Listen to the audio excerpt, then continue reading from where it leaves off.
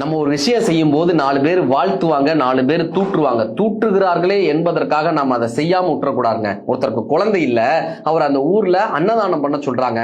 அவரு அன்னதானம் பண்றாரு. தெரு முக்குல நின்று ஒருத்தர் அந்த விருந்து எப்படி இருந்துச்சுன்னு ஒவ்வொருத்தர்ட்டா கேட்கிறாரு. முதல் இருக்கிறவன் சொல்றான், பிச்சைக்காரங்க அவன் விருந்தா வைக்கிறான், ஒரு கரண்டி பாயாசம் ஊத்துறான், காட்டன் வேஷ்டி சட்டை கொடுக்குறான், 101 ரூபா கொடுக்குறான், ஏன் ஒரு 1001 ரூபா கொடுக்க கூடாது, ஏன் ஒரு பட்டு வேட்டி கொடுக்க கூடாது, பிச்சைக்காரங்க விருந்து இஸ் ஈக்குவல் டு பிச்சைக்காரன் எழுதி வச்சுக்கிட்டான்.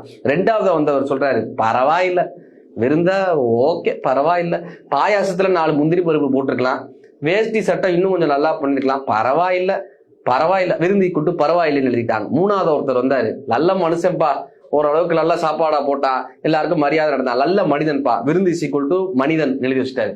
நாலாவது ஒருத்தர் வந்தாருங்க, விருந்து எப்படி இருந்துச்சுன்னு, தெய்வங்க அவரு, தெய்வங்க, எனக்கு வயிறார சாப்பாடு போட்டாங்க, என்ன யாருமே பழைய சோறு தாங்க போடுவாங்க, அவர் புதுசா சாப்பாடு போட்டாங்க, புது வேட்டி சட்டை எடுத்து கொடுத்தாருங்க, கணவனு மனைவி என் காலில் விழுந்து கும்பிட்டாங்க, தெய்வங்க அவரு, அவர் நல்ல மனசுக்கு அவருக்கு குழந்தை பிறக்குங்கன்னு வாழ்த்துறாரு.